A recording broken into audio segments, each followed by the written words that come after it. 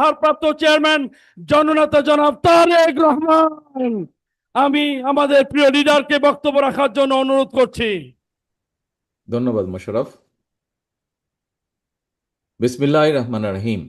Slogan হবে না, slogan চুপ চুপ। নো স্লোগান, স্লোগান না, স্লোগান না, চুপ করে শুনতে হবে সবাইকে। মাগরিবের আজান দেবে একটু পরে, অল্প সময় অল্প। বিসমিল্লাহির রহমানির রহিম। জুলাই শহীদদের স্মরণে এবং সম্মানে স্থাপিত ডিজিটাল স্মৃতিস্তম্ভ অনুষ্ঠানের সম্মানিত সভাপতি জাউল করিম বাদশাহ, মঞ্চে উপস্থিত জেলা বিএনপি সহ কেন্দ্রীয় নেতৃবৃন্দ, আমার সামনে উপস্থিত বগুড়া জেলা বিএনপি যুবদল, ছাত্রদল, স্বেচ্ছাসেবক দল, শ্রমিক দল, মহিলা দল সহ বিভিন্ন সহযোগী অঙ্গ সংগঠনের প্রিয় সহকর্মীবৃন্দ, আসসালামু আলাইকুম। আসসালামু আলাইকুম। আমার বক্তব্যের প্রথমেই আমি শহীদ ওসমান হাদির আত্মার মাগফিরাত কামনা করছি। প্রিয় সহকর্মীবৃন্দ, আমাদের যে এই আজকের অনুষ্ঠানটি, এই অনুষ্ঠানটি কি, আমরা নাম কি দিয়েছি? আমরা নাম দিয়েছি যে জুলাই শহীদদের স্মরণে স্থাপিত ডিজিটাল স্মৃতিস্তম্ভ। জুলাই আন্দোলনে আমরা আমাদের যে সকল ভাইদেরকে হারিয়েছি, যারা শহীদ হয়েছেন, স্বাভাবিকভাবেই তারা এই প্রজন্মের তরুণ সদস্য ছিলেন। এই প্রজন্মের বা এই যুগের অন্যতম আবিষ্কার বা অন্যতম খুব পপুলার একটি মাধ্যম হচ্ছে আইটি মাধ্যম, ইন্টারনেট যেটিকে আমরা বলি। স্বাভাবিকভাবেই এই ইন্টারনেটের সাথে আমাদের তরুণ প্রজন্ম যারা এখন, তাদের একটা খুব নিবিড় সম্পর্ক রয়েছে। কিন্তু এই ইন্টারনেটের একটি হয়তো সমস্যা রয়ে গেছে, সেটা হচ্ছে ব্যয়বহুল। সবার জন্য অনেক সময় এফোর্ড করা সম্ভব হয়ে ওঠে না। আবার একইভাবে একইভাবে এই ইন্টারনেটের মাধ্যমে আমাদের তরুণ প্রজন্মের বহু সদস্য, সারা বাংলাদেশে ছড়িয়ে ছিটে থাকা বহু সদস্য এই ইন্টারনেটের মাধ্যমে সংযুক্ত হওয়ার মাধ্যমে তারা তাদের বিভিন্ন রকম, ছোট হোক বড় হোক, যার পক্ষে যতটুকু সম্ভব, তাদের কর্মসংস্থানের ব্যবস্থাও তারা করে থাকে। বহু সদস্য তরুণ প্রজন্মের, যদিও আমি বারে বারে বলছি তরুণ প্রজন্ম শুধু না, এখানে কম বেশি সব প্রজন্মেই সদস্যরাই ইন্টারনেটের সাথে কম বেশি নারী পুরুষ সকলেই সংযুক্ত, তবে তরুণ প্রজন্মের মধ্যে এটার ব্যবহারটা বেশি। এবং তরুণ প্রজন্মের বহু সদস্য পড়ালেখার জন্য এই ইন্টারনেটকে ব্যবহার করে থাকেন। আজকে আমরা যেটি আগামী দিনে বাংলাদেশে করতে চাই, সেই কাজটি যেটি সরকার বা দেশের পক্ষ, রাষ্ট্রের পক্ষ থেকে আমরা করতে চাই, সেই কাজটি আমরা আমাদের দলীয় অবস্থান থেকে প্রথমে শুরু করেছি। দলীয় অবস্থান থেকে আমরা এই জন্য শুরু করেছি যে আমরা যেটা চাই করতে, যেটা বলি আমরা, সেটি আমরা নিজেরা প্রথমে চেষ্টা করি। এইটি এর আগেও প্রমাণিত হয়েছে এবং এটি বর্তমানে আমরা প্রমাণ করার জন্য আমরা আজকে এই উদ্যোগটি গ্রহণ করেছি। এর আগে আমাদের আইটি সম্পাদক জনাব ওয়াহিদুজ্জামান, ওনার বক্তব্যে উনি বলেছেন খুব সংক্ষেপে যে বগুড়ার শহরের 20টি জায়গায় আমরা এই ডিজিটাল স্তম্ভ তৈরি করেছি। এখন এই ডিজিটাল স্তম্ভটি কি? ডিজিটাল স্তম্ভটি হচ্ছে আমরা ইন্টারনেটের সুবিধাটা যাদের জন্য ব্যয়বহুল বা কষ্টকর, যাদের পেতে সমস্যা হচ্ছে ইন্টারনেট কানেকশন, তাদের জন্য আমরা এই ব্যবস্থাটা করতে চাইছি। আমাদের আগামী দিনের যে লক্ষ্য, সেটি হচ্ছে ইনশাল্লাহ আল্লাহর রহমতে আগামী নির্বাচনে বাংলাদেশ জাতীয়তাবাদী দল বাংলাদেশের মানুষের সমর্থনে ইনশাল্লাহ সরকার গঠনে সক্ষম হলে আমরা এই ইন্টারনেট সেবাটাকে আরও ইজি করে আনতে চাই মানুষের জন্য, বিশেষ করে তরুণ প্রজন্মের জন্য। একটু আগেই যেই কথাটি আমি বলেছি যে এই ইন্টারনেট কানেকশনের সাথে বা এটার ইন্টারনেটের ইন্টারনেট ফ্যাসিলিটির মাধ্যমে বহু তরুণ প্রজন্মের বহু সদস্য বিভিন্নভাবে কর্মসংস্থানের ব্যবস্থা করে থাকে। এই বিষয়টি যাতে আরও ইজি করা সম্ভব হয়, যেমন আজিল হক কলেজে যে কানেকশনটা দেওয়া হয়েছে, এটি ফ্রি কানেকশন। এটিতে সেখানে লগ ইন করার জন্য স্বাভাবিকভাবেই কয়েকটি প্রসিজিওর থাকবে। এই প্রসিজিওরটি ফিল আপ করার পরে যে কোনো সদস্য যে কোনো সদস্য 1 থেকে 1.5 ঘন্টা ফ্রি ইন্টারনেট পাবে। এখন আপনারা হয়তো প্রশ্ন করতে পারেন, শুধু 1-1.5 ঘন্টাই পাবে? না, 1-1.5 ঘন্টা পাবে না। 1 ঘন্টা বা 1.5 ঘন্টা পরে সেটা ডিসকানেক্ট হয়ে যাবে, তখন আবার নতুন করে সে ওটাতে লগ ইন করতে পারবে। অর্থাৎ তার যতক্ষণ সময় সেটি করতে পারবে, এবং এটির জন্য তাকে কোনো পে করতে হবে না। এর মাধ্যমে কি হবে, যারা ছাত্রছাত্রী তারা তাদের ইন্টারনেট সংক্রান্ত যেগুলা পড়ালেখার বিষয় আছে সেই কাজগুলো তারা সম্পন্ন করতে পারবে। আমাদের তরুণ সমাজের অনেকে আছে যারা হয়তো ইন্টারনেটে বিভিন্ন রকম কাজ করে থাকে। কেউ হয়তো অনলাইন শপিংয়ের কাজ করে থাকে, বিভিন্ন জিনিস এখান থেকে কিনে ওখানে সে বিক্রি করছে ইন্টারনেটের মাধ্যমে। কেউ হয়তো ডিজাইনিংয়ের কাজ করে থাকে, কেউ হয়তো ডাটা প্রসেসিংয়ের কাজ করে থাকে, কেউ হয়তো কল সেন্টারের কাজ করে থাকে। অর্থাৎ এই মানুষগুলোকে যতটুকু সম্ভব একটু হলেও সুবিধা তৈরি করে দেওয়া, যাতে তাদের কাজের জন্য কিছুটা সুবিধা হয়। এবং এটি পর্যায়ক্রমিকভাবে ইনশাল্লাহ, একটু আগেই যেটা বললাম যে আল্লাহর রহমতে আমরা সরকার গঠনে সক্ষম হলে বিএনপি এই সুবিধাটা আমরা সারা বাংলাদেশে ধীরে ধীরে আমরা ছড়িয়ে দিতে চাই, যাতে সারা বাংলাদেশের তরুণ সমাজ সহ সকল মানুষ যাদের প্রয়োজন তারা এই সুবিধাটি ব্যবহার করতে পারেন। এবং এই সুবিধা ব্যবহার করার মাধ্যমে এই সুবিধাটি ব্যবহার করার মাধ্যমে মানুষ, বিশেষ করে তরুণ প্রজন্ম, তারা যাতে তাদের কর্মসংস্থানের ব্যবস্থা করে ফেলতে পারে।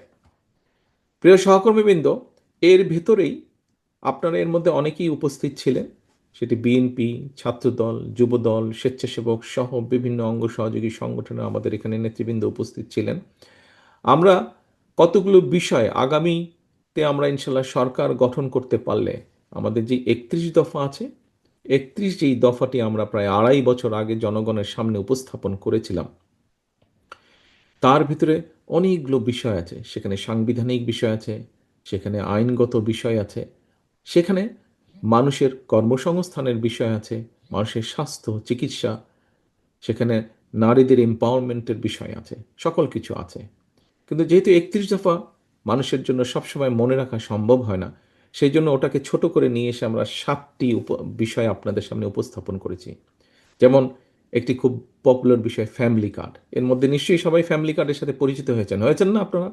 ফ্যামিলি কার্ডের সাথে এই ফ্যামিলি কার্ডটি আমরা তো মানুষের মধ্যে পৌঁছে দিতে চাই।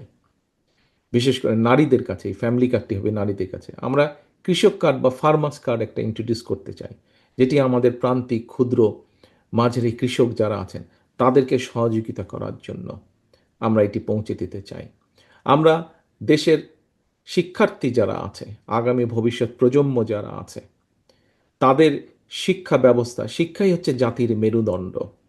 আজকে যদি আমরা শিক্ষা ব্যবস্থাটাকে ধীরে ধীরে সুন্দরভাবে গড়ে তুলতে পারি, আমাদের শিক্ষার্থীদের শিক্ষার মেরুদণ্ডটা যদি আমরা মজবুত, ভিত্তিটা যদি আমরা মজবুত করে গড়ে তুলতে পারি, ইনশাল্লাহ আমরা ভবিষ্যতে, সময় লাগবে কিন্তু আমাদেরকে শুরু করতে হবে কাজ। বিগত স্বৈরাচারের সময় আমরা দেখেছি প্রত্যেকটি সেক্টরকে তারা ধ্বংস করে দিয়ে গেছে। ঠিক আছে, তারা ধ্বংস করেছে। বিএনপি বাংলাদেশ জাতীয়তাবাদী দল ইনশাল্লাহ আবার গড়ে তুলবে মানুষের শিক্ষা ব্যবস্থা, ভবিষ্যৎ প্রজন্মের শিক্ষা ব্যবস্থা আমরা ধীরে ধীরে করে গড়ে তুলব। প্রিয় সহকর্মীবৃন্দ, আমরা শিক্ষা ব্যবস্থার পাশাপাশি মানুষের চিকিৎসা ব্যবস্থাকে, গ্রামের প্রান্তিক মানুষ যাতে চিকিৎসা সুবিধা পায় সেটির জন্য আমরা পরিকল্পনা গ্রহণ করেছি। এখানে যারা মুরব্বী নেতৃবৃন্দ আছেন, সিনিয়র নেতৃবৃন্দ আছেন, অনেকেরই আপনাদের ধারণা আছে, আমাদের বয়সীয় কম বেশি যারা আছেন তারাও দেখেছেন, কম বেশি ধারণা আছে। শহীদ রাষ্ট্রপতি জিয়া রহমানের সময় পল্লী চিকিৎসক নামে একদল চিকিৎসক ছিলেন, যারা গ্রামে গিয়ে গিয়ে গ্রামের মানুষকে বেসিক চিকিৎসা সুবিধাটা যারা দিতেন, ফলে অনেক মানুষকে তখন ঘরে বসেই সুস্থতা লাভ করতেন, হাসপাতালে আসার প্রয়োজন হতো না। আমরা ঠিক একইভাবে সেই কাজটি আবার শুরু করতে চাই স্বাস্থ্যকর্মী নিয়োগের মাধ্যমে। আমরা দেশে মোটামুটিভাবে পরিকল্পনা যে আমরা 1 লক্ষ স্বাস্থ্যকর্মী নিয়োগ করতে চাই। এই স্বাস্থ্যকর্মী নিয়োগ করে একদিকে যেরকম কর্মসংস্থান হবে, আবার একইভাবে আমরা নারীদের কর্মসংস্থানের ব্যবস্থা করতে চাই। 1 লক্ষের মধ্যে অন্তত 80 থেকে 85% আমরা নারী স্বাস্থ্যকর্মী নিয়োগ করতে চাই। প্রিয় সহকর্মীবৃন্দ, শুধু এখানেই আমরা কর্মসংস্থানের ব্যবস্থা করতে চাই না।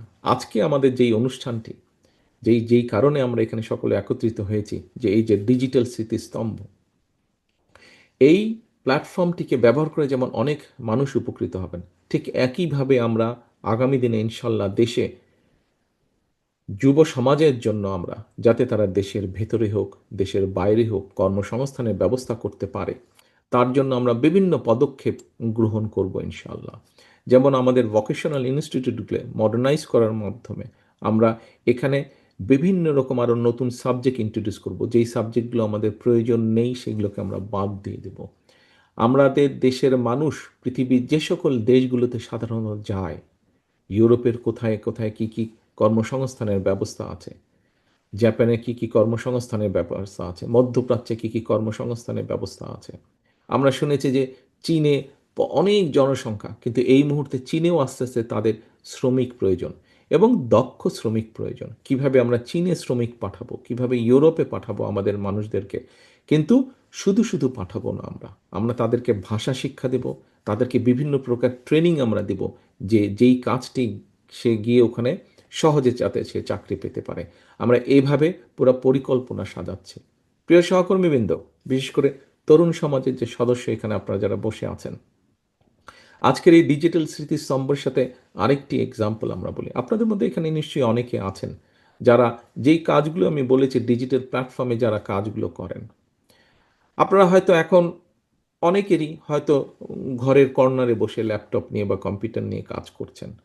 যেই কাজগুলো বলেছি, যে ডাটা প্রসেসিংয়ের কাজ হোক, ডিজাইনিংয়ের কাজ হোক, বিভিন্ন কাজ হয়তো আপনারা করেন।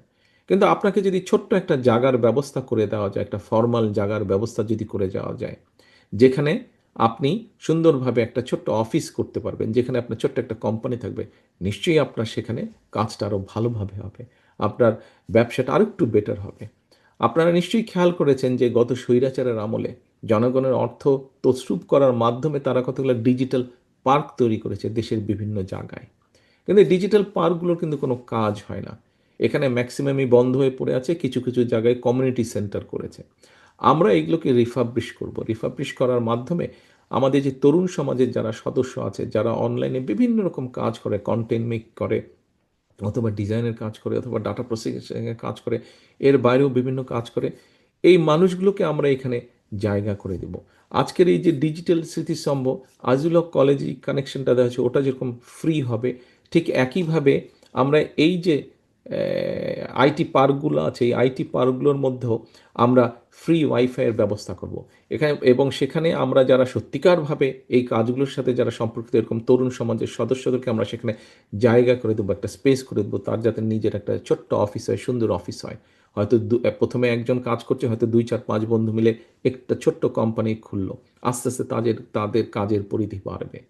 আমাদের যেগুলা আমরা বিভিন্ন ভোকেশনাল ইনস্টিটিউট বা ট্রেনিং ইনস্টিটিউট আমরা তৈরি করতে চাচ্ছি, সেখানে আমরা তরুণ সমাজের কর্মসংস্থানের জন্য সেখানে আমরা যেমন এই টেকনিক্যাল ট্রেনিংগুলো দেব, একই সাথে কোন টেকনিক্যাল ট্রেনিংটা নিলে কোন দেশে গেলে তার কর্মসংস্থান খুব সহজে হবে, সেই দেশের ভাষা আমরা তাদেরকে শিক্ষা দেব।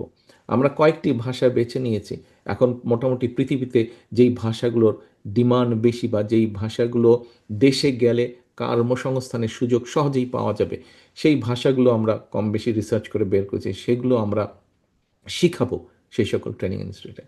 কাজেই প্রিয় সহকর্মীবৃন্দ, মূল কথা হচ্ছে আমাদেরকে এখন সামনে যেই সময় এসেছে, সামনে যেই সময় এসেছে, এই সময় আমাদের মূল কাজ একটাই, করব কাজ, গড়ব দেশ, সবার আগে বাংলাদেশ।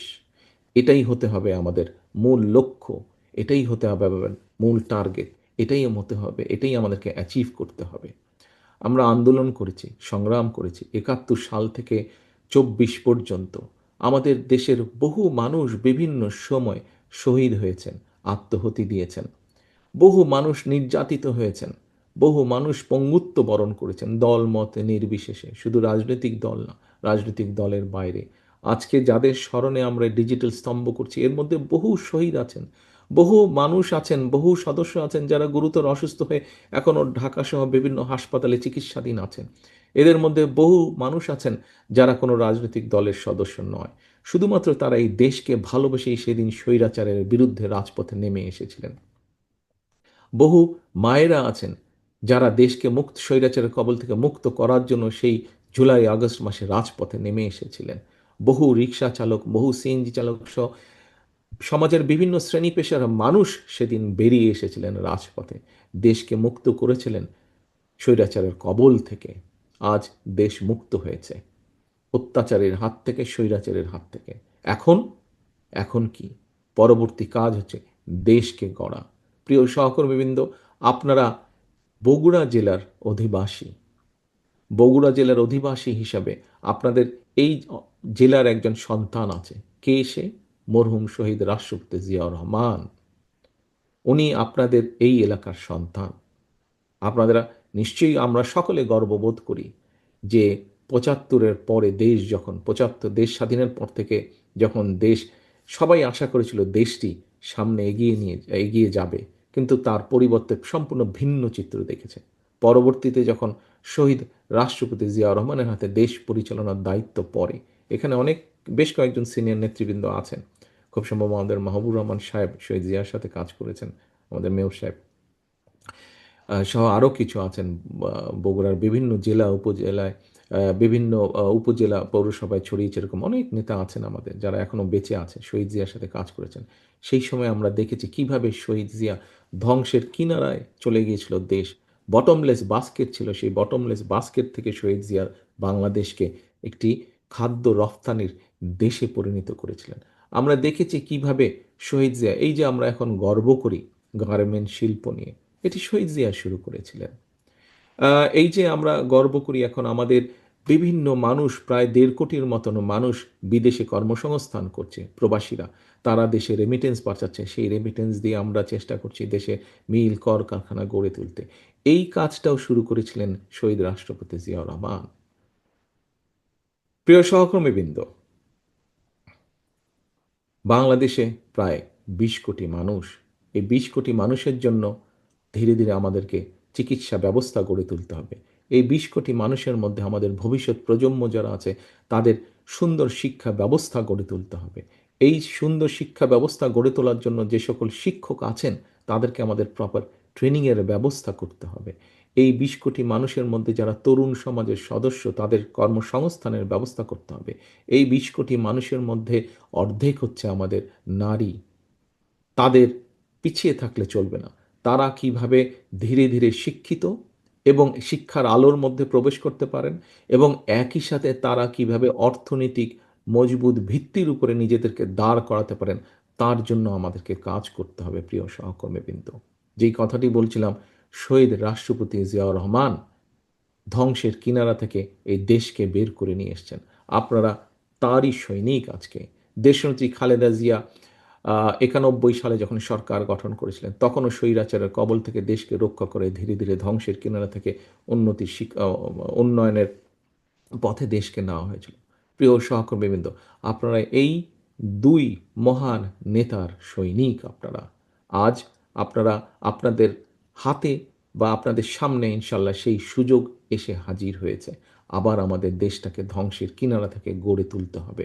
আমাদেরকে কঠোর পরিশ্রম করতে হবে। সামনের দিনগুলো আমাদের খুব ভালো দিন নয়, কিন্তু দেশের অর্থনৈতিক অবস্থা ভেঙে পড়েছে। দেশের বিভিন্ন জায়গায় বিভিন্ন রকম অরাজকতা শুরু হয়েছে, বা কেউ কেউ করার চেষ্টা করছে। কাজেই এইগুলো সম্পর্কে আমাদেরকে সজাগ থাকতে হবে। দেশের কর্মসংস্থান, দেশের লক্ষ লক্ষ মানুষ বেকার হয়ে যাচ্ছে। এই বেকারদের কর্মসংস্থানের উপায় আমাদেরকে বের করতে হবে। দেশের কৃষকরা একটা নাজেহাল অবস্থার মধ্যে আছেন। অনেক সময় তারা তাদের উৎপাদিত ফসলের ন্যায্য মূল্য পাচ্ছে না। বাজারে ব্যবস্থার মধ্যে যেভাবে ভেঙে পড়েছে, যেভাবে বিভিন্ন দুষ্ট চক্র ঢুকেছে, তার থেকে এটাকে বের করে নিয়ে আসতে হবে, যাতে মানুষ সহজে ন্যায্য মূল্যে তাদের নিত্য প্রয়োজনীয় দ্রব্যগুলো তাদের হাতের নাগালের মধ্যে পায়।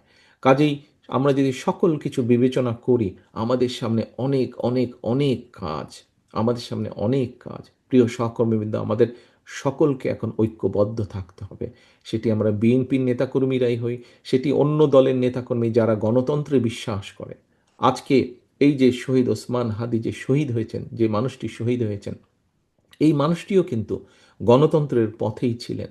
এই মানুষটিও কিন্তু আগামী নির্বাচনের একজন প্রার্থী ছিলেন, অর্থাৎ উনি একজন প্রার্থী ছিলেন। ঢাকা ৮ আসনের উনি প্রার্থী ছিলেন, এবং এটির মাধ্যমে প্রমাণিত হয় যে শহীদ ওসমান হাদি নিজেও গণতন্ত্রে বা ভোটের রাজনীতিতে বিশ্বাস করতেন উনি, এবং সেই জন্যই উনি নিজেও প্রার্থী ছিলেন।